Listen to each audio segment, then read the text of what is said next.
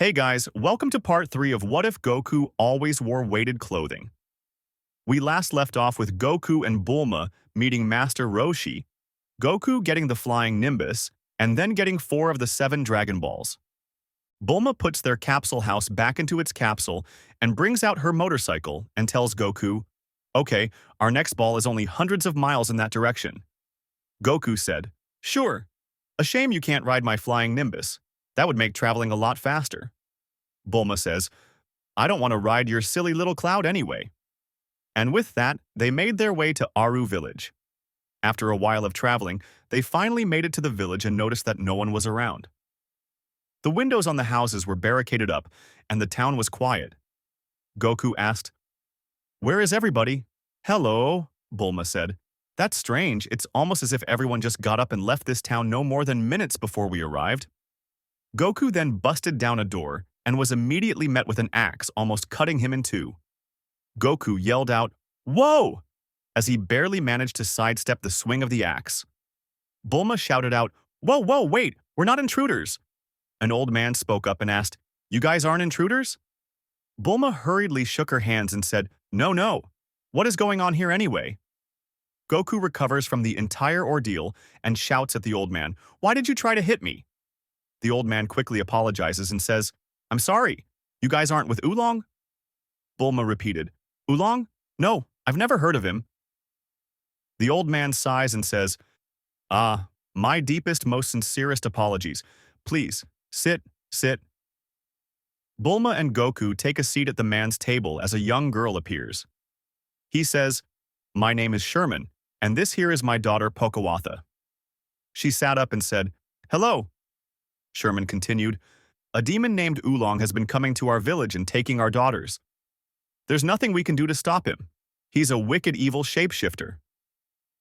Sherman exits his house briefly and lets the town know that it's safe for them to come out. Bulma notices the radar is beeping over at an older woman. Bulma asks her, "Do you happen to have an orange ball with red stars on it?" The older woman, surprised as to how she knew, spoke quickly. "Why, yes. It's an old family heirloom." Bulma excitedly asked, "May we have it?" The old lady said, "If you can get rid of Oolong and save the daughters of this village, then yes, you may, but only after Oolong is handled." Goku says, "Easy. I can handle that, no problem." A few townsfolk gasped as they heard Goku sound so sure of himself. Sherman quickly interjected and said, "Well, you seem confident, but please be careful. He is supposed to take my daughter Pokawatha for marriage this afternoon." Bulma then said, "Oh, leave that to us. We'll formulate a plan." After a while, Pokawatha had given her clothes to Goku to wear for him to look like her. Bulma then said, "Okay, Goku, you're going to pretend to be Pokawatha. When Oolong comes for you, follow him and find where he took the other girls. When you find them, take Oolong out and bring the girls back to safety." The villagers went to hide when suddenly a giant red ogre appeared holding a bouquet of flowers. Goku turned away from the giant red ogre, hoping to dispel any disbelief that he is not Pokawatha. The ogre then spoke, "Hey Pokawatha, ready to get married?" Goku tried sounding like a girl. Well. Oolong then said, "Oh?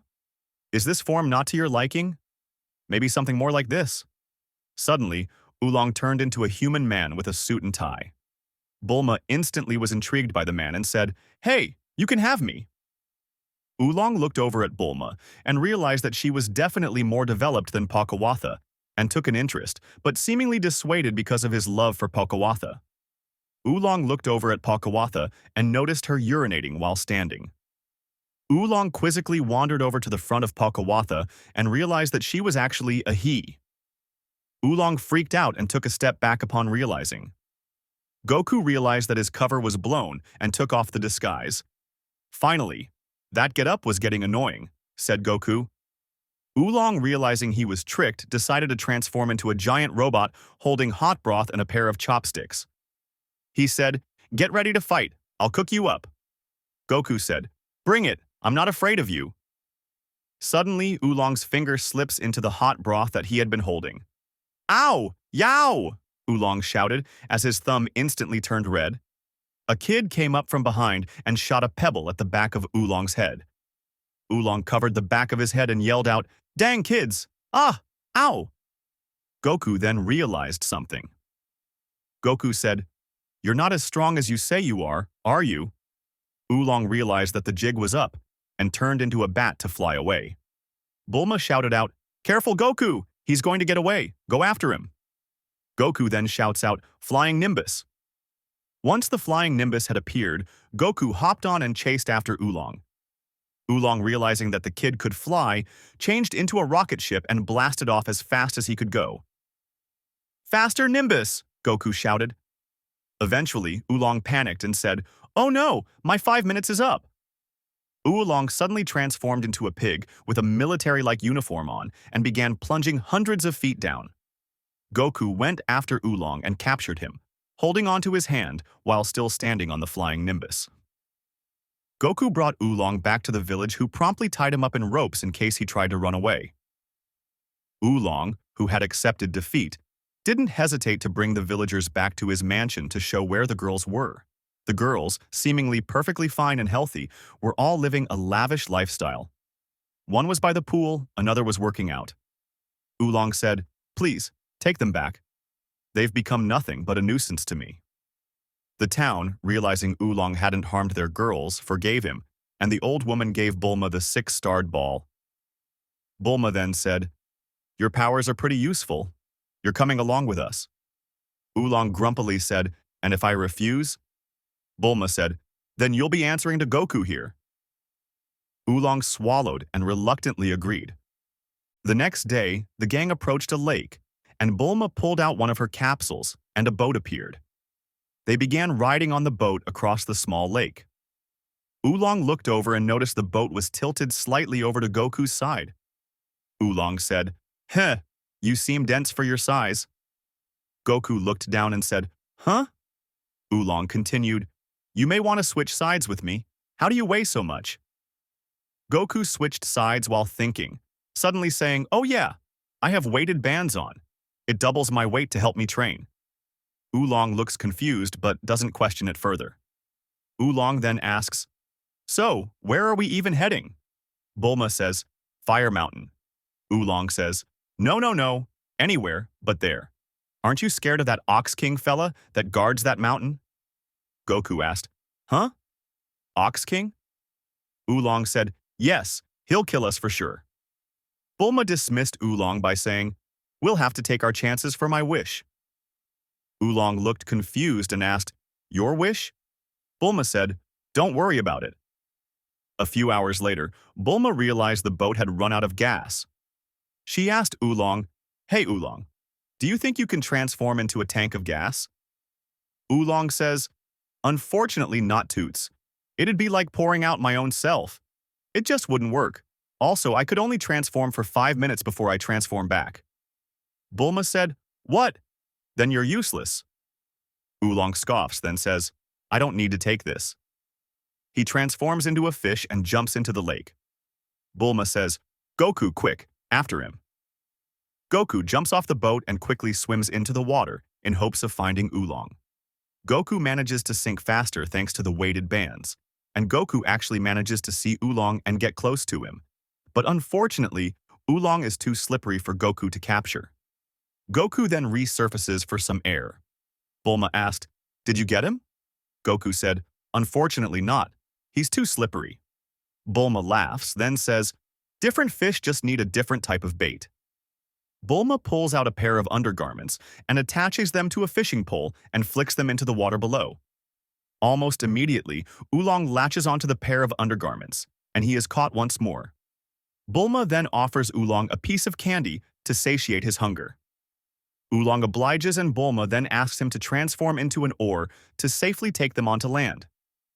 Once there, Bulma realizes that she lost her dino capsules and yells out, "Oh no, I must have dropped them in the lake. We're doomed."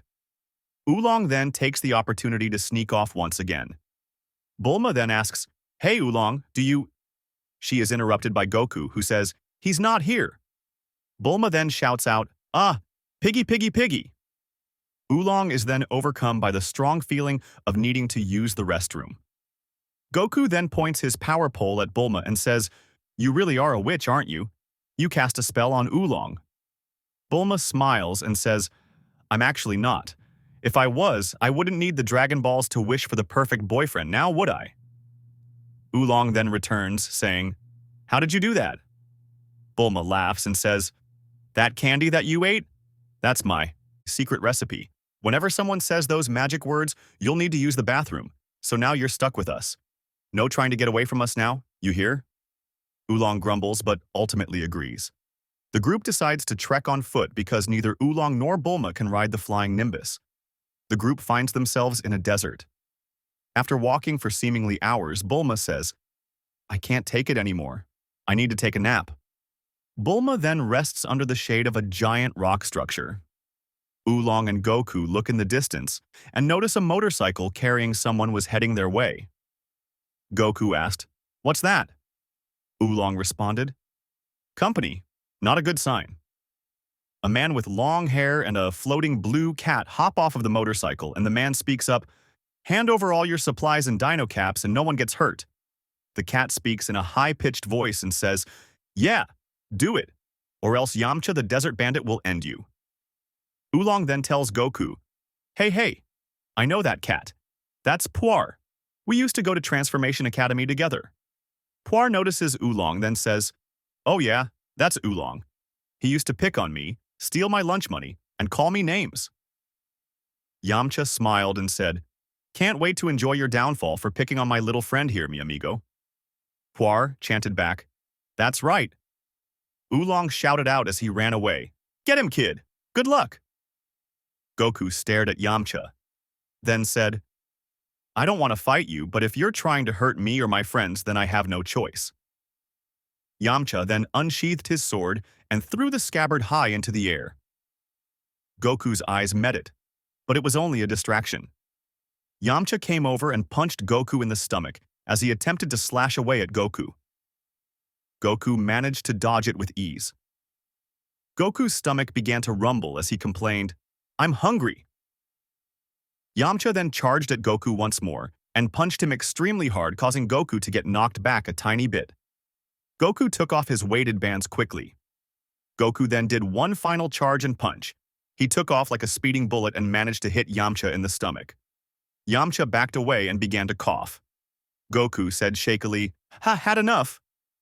Bulma then woke up and said, "What's going on?" Yamcha, while still recovering, saw a woman and immediately began blushing.